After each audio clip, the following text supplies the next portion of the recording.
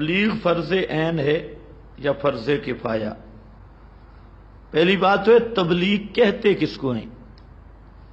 تبلیغ ہے ایمان کی دعوت کافر تک پہنچانا کسی ذریعے سے بھی، ایمان کی دعوت کافر تک پہنچانا یہ تبلیغ ہے۔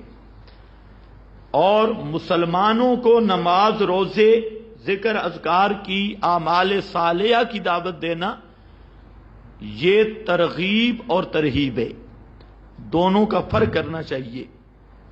تبلیغ پیغام اسلام، دعوت ایمان، دعوت اسلام غیر مسلم تک پہنچانا یا اہل بدعت تک یا اہل شرک تک مسئلے کو پہنچانا۔